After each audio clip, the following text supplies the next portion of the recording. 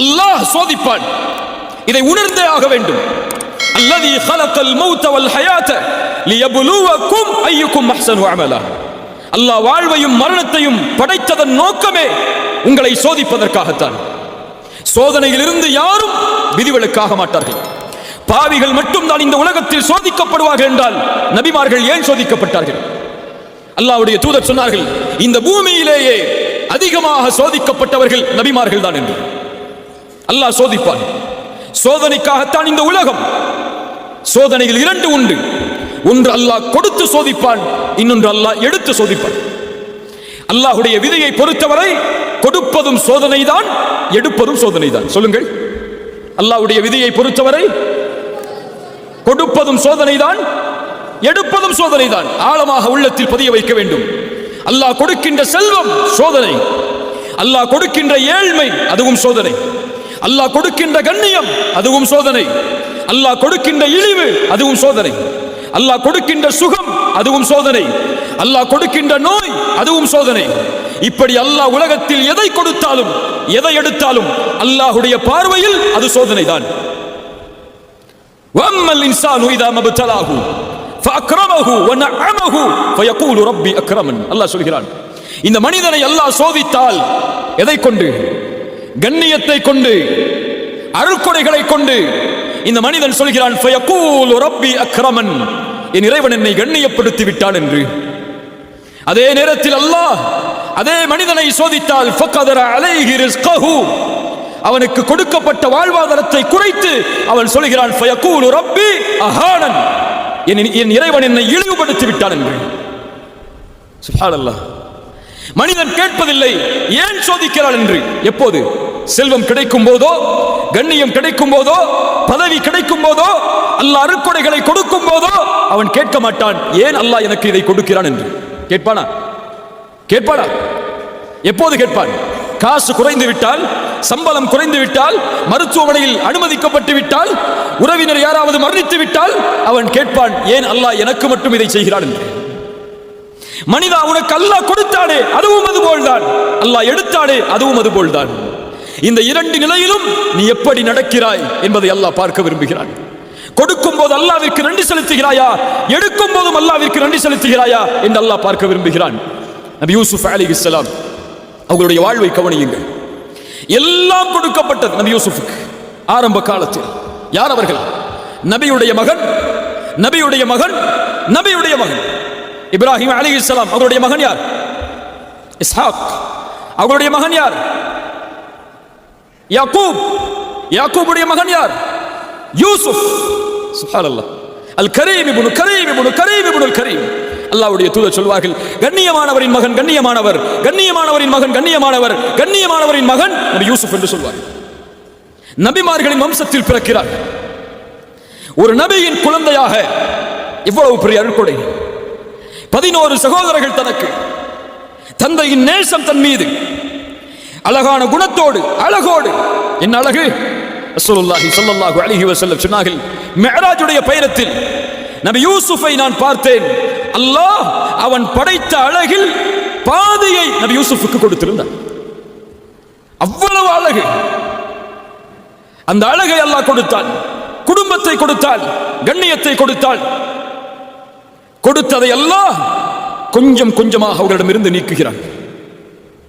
எந்த குடும்ப உறவு, எந்த நபியின் மகன் என்பது அவர்களுக்கு அல்லாஹ் கொடுத்த அருட்கொடையோ அந்த தந்தையை விட்டு அல்லாஹ் பிரித்தார் நபி யூசுஃபை.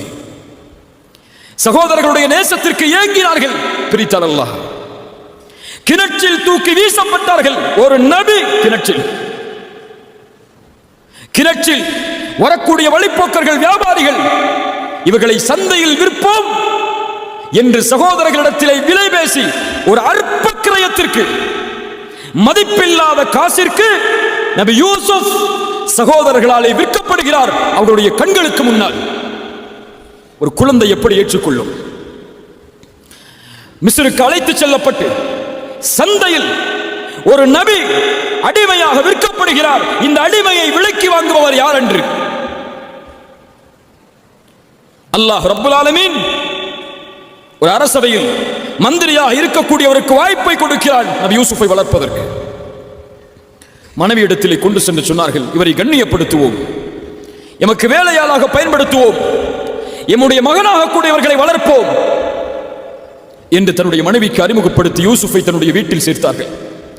எந்த வீட்டில் நபி யூசுப் சேர்க்கப்பட்டாரோ அந்த வீட்டிலேயே அந்த பெண்ணாலேயே அல்லாஹ் சோதித்தான்.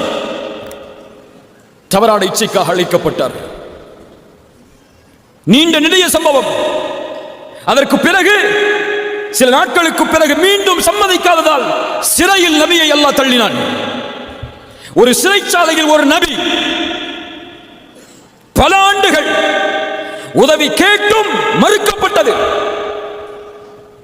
அதற்கு பிறகு அல்லாஹ் ரப்புல் ஆலமீன் பல வழிகளில் நபி யூசுஃபை சோதித்தான். மீண்டும் அல்லாஹ் கண்ணியத்தை கொடுத்தான். இழந்ததை மீண்டும் கொடுத்தான். அந்த அரசவையிலேயே ஒரு அமைச்சராக ஆகக்கூடிய வாய்ப்பு. எந்த சகோதரர்கள் விரட்டினார்களோ அந்த சகோதரர்களை உதவிக்காக கையேந்தி அவர்களுக்கு முன்னால் நிற்கும்படி அல்லாஹ்க்கினான். இப்படி எல்லா சோதனைகளையும் அல்லாஹ் நபி யூசுஃபுக்கு கொடுத்தான். இந்த எந்த சோதனையிலும் நபி யூசுப் அலைஹிஸ்ஸலாம் ஏன் அல்லாஹ் எனக்கு இதை செய்கிறான் என்று கேட்கவில்லை. ஏன்? இது அல்லாஹ் படைத்த உலகம், இது அவனுடைய விதியின்படி இறங்கக்கூடிய உலகம். இதில் எதை அவன் நாடுகிறானோ அதை செய்வான், எதை அவன் நாடவில்லையோ அதை செய்ய மாட்டான். அதில் ஏன் என்று கேட்கக்கூடிய உரிமை இந்த உலகத்தில் படைக்கப்பட்ட எந்த படைப்பிற்கும் கிடையாது. அதே வாழ்க்கை நபியை ஒப்பிடுங்கள். முஹம்மது ரசூலுல்லாஹ் ஸல்லல்லாஹு அலைஹி வஸல்லம் கண்ணியத்தோடு வாழ்ந்தவர்கள் மக்காவுடைய வீதிகளில். 40 ஆண்டுகளுக்கு பிறகு நபித்துவத்தை வெளிப்படுத்தியவுடன் சோதனை ஆரம்பிக்கிறது. பெற்ற கண்ணியம் இழக்கப்படுகிறது. சேர்த்து வாழ்ந்த உறவுகள் வெறுக்கிறார்கள், ஊரை விட்டு ஒதுக்கி வைக்கிறார்கள். பசியால் வறுமையால் நபி வாடுகிறார்கள். அபூ தாலிபின் மரணம், கதீஜா ரலியல்லாஹு அன்ஹா அவர்களுடைய மரணம், அதைவிட மேல் அல்லாஹ்வுடைய தூதருக்கு 7 குழந்தைகள். 7 குழந்தைகள். அந்த 7 குழந்தைகளில் அல்லாஹ்வுடைய தூதர் உயிரோடு வாழும் போது 6 குழந்தைகளும் மரணம். 6 குழந்தையையும் ரசூலுல்லாஹ் கபரில் இறங்கி தன்னுடைய கரத்தால் அடக்கம் செய்திருக்கிறார். எவ்வளவு பெரிய சோதனை இது! ஒரு குழந்தையின் இழப்பை இழந்த பெற்றோரிடத்திலே சென்று கேட்டு பாருங்கள், துடித்து விடுவார்கள். இவ்வளவு சோதனை. தன்னை ஏற்றுக்கொண்ட எல்லோரும் கொடுமைப்படுத்தப்படுகிறார்கள், விரட்டப்படுகிறார்கள். சுப்ஹானல்லாஹ். சொந்த ஊரை விட்டு இன்னொரு ஊர், 10 ஆண்டுகள் போர்க்களம், எல்லாவற்றையும் இழந்து நபித்தோழர்கள் 23 ஆண்டுகளுக்கு பிறகு இழந்த கண்ணியத்தை, இழந்த வெற்றியை அல்லாஹ் மீண்டும் கொடுக்கிறார். எதை கொடுக்கிறது இந்த பாடம்? எதை கொடுக்கிறது இந்த பாடம்? அல்லாஹ் ஒருவரை சோதித்தால் உணர்ந்து கொள்ளட்டும், அல்லாஹ் அவரை தயார்படுத்துகிறான் ஒரு வெற்றியின் பாதைக்காக என்று. சோதனை வருவது வெற்றியின் அடையாளம். சோதிக்கப்படும் சமூகம் நன்மையில் நிலைத்திருந்தால் அதனுடைய கூலி இறுதியில் வெற்றி. அது பலருக்கு புரிவதில்லை. உலகில் ஏன் முஸ்லிம்கள் சோதிக்கப்படுகிறார்கள்? ஏன் உலக நாடுகளில் முஸ்லிம்கள் சிறுமைப்படுத்தப்படுகிறார்கள்? ஏன் கொல்லப்படுகிறார்கள் என்ற கேள்விகளுக்கெல்லாம் விடையை நீங்கள் தெரிய வேண்டும் என்றால் இதுவெல்லாம் வெற்றியின் பாதை. வெற்றியை நோக்கி இந்த சமூகம் செல்கிறது என்பதற்கு அடையாளம் ஹுதைபியா உடன்படிக்கையை நீங்கள் அறிந்திருக்கலாம். அத்துணை ஆண்டுகளுடைய போராட்டத்திற்கு பிறகு நபியும் 4000 தோழர்களும் உம்ராவிற்காக தான் பிறந்து வளர்ந்த அல்லாஹ்வுடைய ஊரை நோக்கி செல்கிறார்கள். தடுக்கப்படுகிறார்கள். அல்லாஹ்வுடைய இறை இல்லத்தை தரிசிப்பதற்கு ஒரு நபி தடுக்கப்படுகிறார். தடுப்பான் அல்லாஹ், ஏற்றுக்கொண்டுதான் ஆக வேண்டும். அப்போது உடன்படிக்கை தயாராகிறது. மக்காவாசிகளுக்கும் அல்லாஹ்வுடைய தூதருக்கும் எழுதப்படுகிறது. உடன்படிக்கையில் முஹம்மது ரசூலுல்லாஹ்விற்கும் மக்கா குறைஷிகளுக்கும் எழுதப்படும் உடன்படிக்கை என்று அவர் சொன்னார். மக்காவாசிகளிடமிருந்து வந்தவர் ரசூலுல்லாஹ் என்று நாங்கள் ஏற்றுக்கொண்டால் ஏன் பிரச்சனை? முஹம்மதை ரசூலுல்லாஹ் என்று நாங்கள் அங்கீகரிக்கவில்லை. இதை அழித்துவிட்டு முஹம்மது இப்னு அப்துல்லாஹ் என்று எழுதுங்கள். அப்துல்லாவின் மகன் முஹம்மத், அதுதான் எங்களுக்கு தேவை. அலி அவர்களை பார்த்து ரசூலுல்லாஹ் சொன்னார்கள், அலியை அதை அழித்து விட்டு எழுது. அலி சொன்னார்கள், ஒருபோதும் ரசூலுல்லாஹ்வை நாங்கள் அழிக்க மாட்டோம் என்று. ரசூலுல்லாஹ் கேட்டார்கள், எங்கே இருக்கிற அந்த வார்த்தை? கை காட்டப்பட்டது. அதை அல்லாஹ்வுடைய தூதர் தன்னுடைய கரத்தால் அழித்தார்கள். அதற்கு பிறகு எழுதப்பட்டது முஹம்மது இப்னு அப்துல்லா அவர்களிடமிருந்து குறைஷிகளுக்கு எழுதப்படும் உடன்படிக்கை என்று. இந்த ஆண்டு இங்கே நுழையக்கூடாது, அடுத்த ஆண்டு நுழைவதற்கு வாய்ப்பு, அதுவும் சில நாட்கள் தான். இனிமேல் மக்காவில் இருந்து இஸ்லாமை ஏற்று வந்தால் அவர் திரும்ப அனுப்பப்பட வேண்டும். எங்களை நோக்கி ஒருவர் வந்தால் திருப்பி அனுப்பப்பட மாட்டார். எல்லாம் நடக்கிறது. உடன்படிக்கை முடிந்தவர்கள் எடுத்துச் செல்லும் போது உமர் அவர்கள் அல்லாஹ்வுடைய தூதருடைய சட்டையை பிடித்து கேட்டார்கள், யா ரசூலல்லாஹ், சத்தியத்தில் இல்லையா? ஏன் காஃபிர்களுக்கு விட்டு கொடுத்து போக வேண்டும்? இதோ வாழ், போராடுவோம்.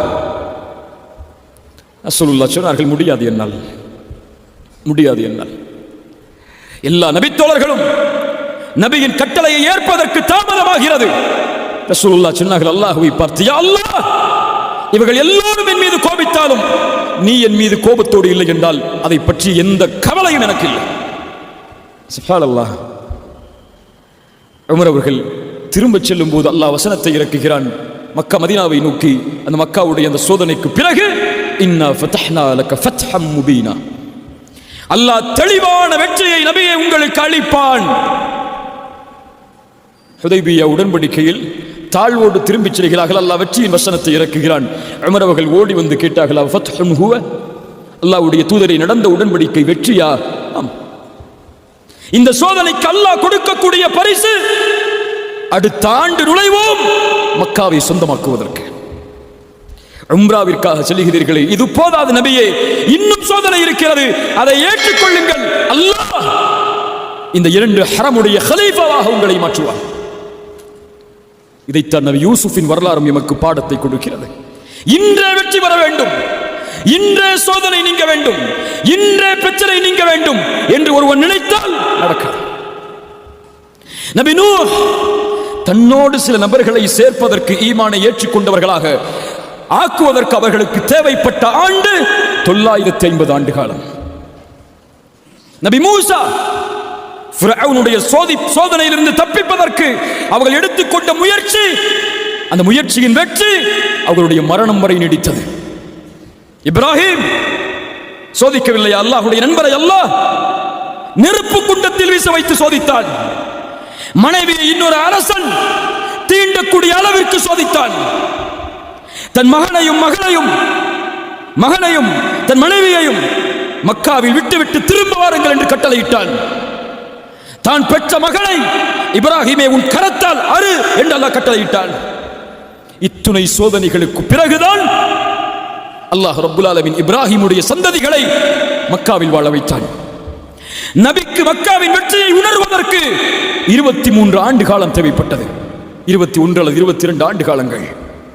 அதுபோல்தான் கண்ணியத்துக்குரியவர்களே, இந்த 20 வயதில் சோதனையா, 24 வயதில் சோதனையா, இந்த வயதில் ஏழ்மையா, இந்த வயதில் எதை தொட்டாலும் வெற்றி இல்லையா? கவலைப்படாதே, முயற்சியில் தொடர்ந்திரு. அல்லாஹ் ரப்புல் ஆலமீன் உனக்கென்று ஒரு நியதியை வைத்திருப்பான். பொறுமையோடு அல்லாஹ்வின் மீது நம்பிக்கை கொண்டிருந்தால், பாவங்களை விட்டு விடுபட்டிருந்தால், நீ எண்ணி பார்க்காத வெற்றியை அல்லாஹ் தருவான். ஃபஇன்ன மஅல் உஸ்ரி யுஸ்ரா, இன்ன மஅல் உஸ்ரி யுஸ்ரா. துன்பத்தோடு இன்பம் வரும், நமக்கு தெரியாது.